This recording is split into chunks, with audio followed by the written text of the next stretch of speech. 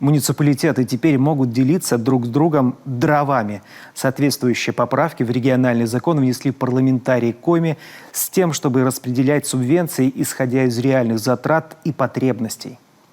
К слову, прежде в одних районах средства заканчивались еще до начала серьезных холодов, а в других к ним даже не притрагивались. Ксения Лосева о том, как теперь будут обеспечивать дровами. Значит, мы были наверху, там у нас рай, а здесь я вас привел в ад.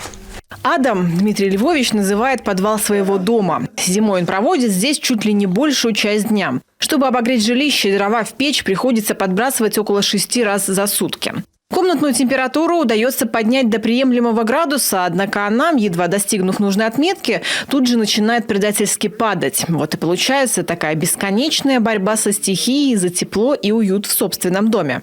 Вот надо порядка 50-60 кубов заготовить дров, значит, это самое, как у. Мало того, что это стоит приличных денег, значит, это самое, вы представьте сюда, через это вот окно, значит, нужно затащить сюда, значит, это самое, уложить сначала с машины, потом, значит, закидываю сюда, потом отсюда кладу туда, значит. В похожей ситуации в Коми находятся тысячи домов. Газ есть далеко не везде, а вот стоимость дров с каждым годом только увеличивается. Учитывая то, что зима в республике – это не только декабрь, январь и февраль, а зачастую еще и октябрь, ноябрь, март и даже апрель, поддерживать теплую погоду в доме получается накладно. В каждой семье, конечно, по-разному, но в среднем за один отопительный сезон уходит около 20 кубометров дров.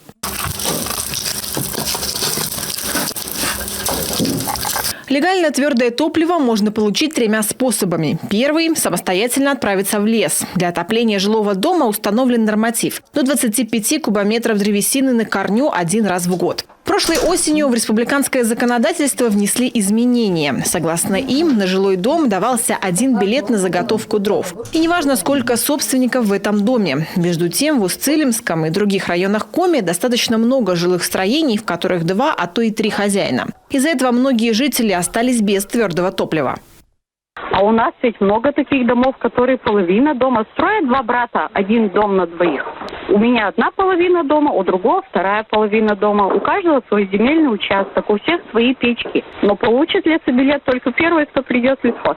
Мой сосед пришел, ему лесобилет дали. Я пришла, мне не дали. Все, уже не положено.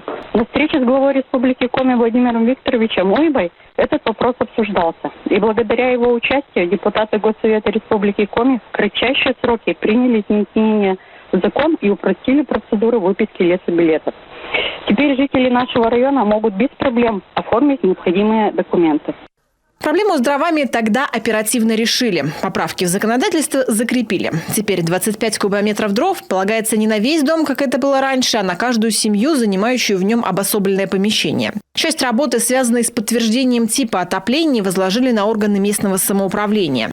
И вместе с тем в новом отопительном сезоне всплыла еще одна загвоздка. Жители сразу нескольких районов не смогли выписать дрова по льготной цене.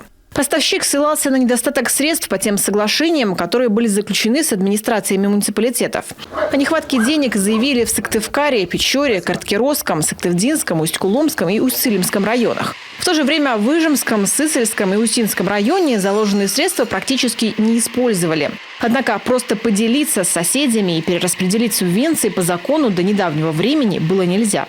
Существует не совсем точное распределение, скажем так, ввиду того, что некоторые районы не осваивают в полном объеме. У нас полностью перекроется вся потребность тех районов, которые испытывают недостаток, за счет перераспределения. Перераспределение будет предусмотрено, если внесутся изменения в методику закона. В этом году размер субвенций на твердое топливо в Коми – 124,5 миллиона рублей. 65 из них направили в муниципалитеты. Чтобы осуществить перераспределение средств, было необходимо внести изменения в 115-й республиканский закон. Поправки приняли на сессии Госсовета накануне. Теперь дело за малым – рассчитать необходимый объем корректировки субвенций.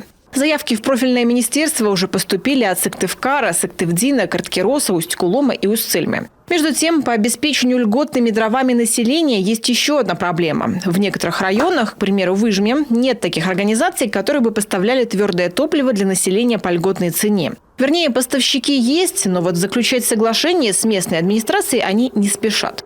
Работу по этому направлению, как на местах, так и на уровне республики, усилят.